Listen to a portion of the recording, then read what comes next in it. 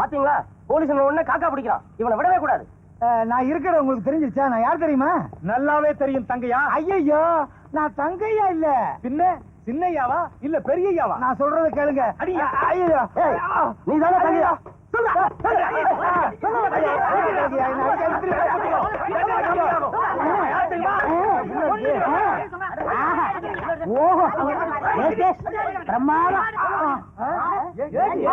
நான் ஏட்டு ஏழுமலைதான். அட பாவீங்களா, என்ன போய் கும்பக்கரை தங்கையான்னு நொய்யி நொய்யி நொக்கி விட்டீங்களா?